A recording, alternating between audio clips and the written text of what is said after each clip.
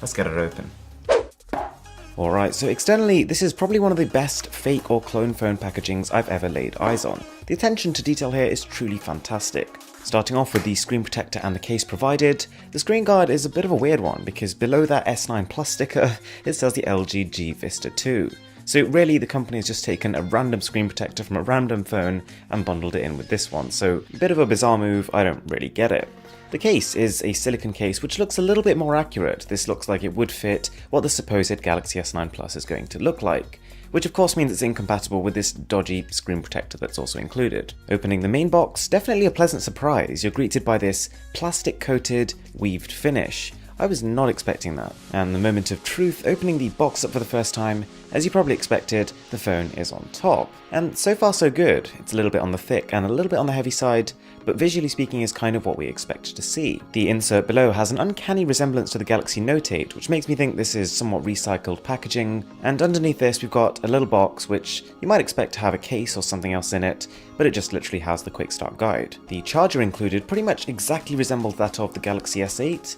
Very well done, really impressive, you literally can't tell the difference. And there is a pair of included earphones, unfortunately not made by AKG or even AJG for that matter, but nonetheless they look pretty decent. And finally, hidden away towards the bottom of the box, we've got a SIM ejector tool and a USB Type-C charging cable.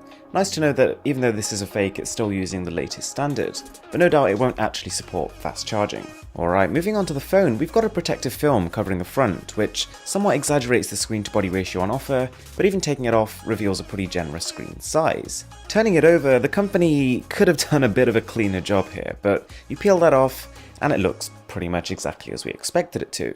So far so good. We've inspected the packaging, we've unboxed the phone. What is left though is to turn it on and see what's on it. But just before we do that, we are approaching 1 million subscribers on this channel, the largest milestone we've ever hit. So if you could support me by subscribing, that would really mean a lot. Alright, so we've booted up the phone, I've spent a bit of time getting to know the software, and it's really rather impressive. And the first thing you probably notice is how closely it resembles that of the Galaxy S8 phones. Starting from the rear though, this phone is a pleasant surprise. Whilst I'm not a huge fan of the bold text towards the bottom of the phone, generally speaking I think the design is cleaner.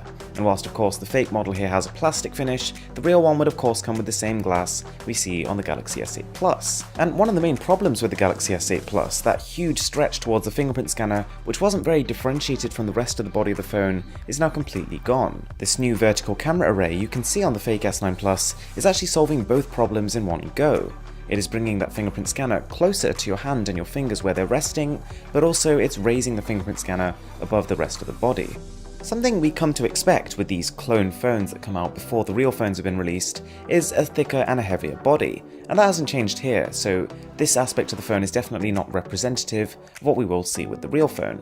What I was really impressed by is though even though this is clearly not a powerful phone, just judging by how little it costs, they managed to keep everything running very smoothly. It's almost ironic because the fake phone is not actually running TouchWiz, but is only simulating this, but as a result is actually running a much lighter operating system, which means that sometimes equivalent tasks are actually faster on the fake phone. On the other hand, you might be able to tell there's been a bit of skimping when it comes to the display.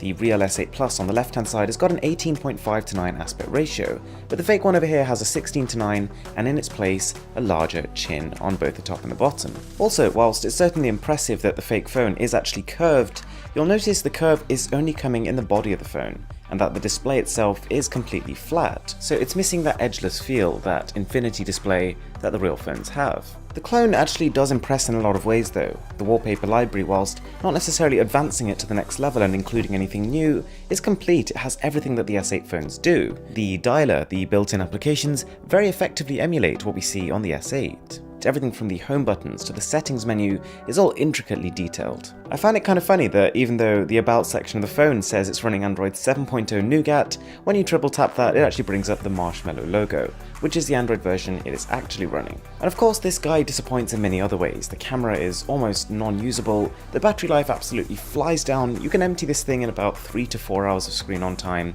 and the list goes on.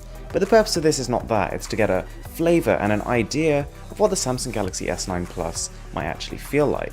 And to some extent, it's very encouraging. Whilst the only improvements we can really see so far are the more symmetrical design and the more easily accessible fingerprint scanner, those are both very welcome changes.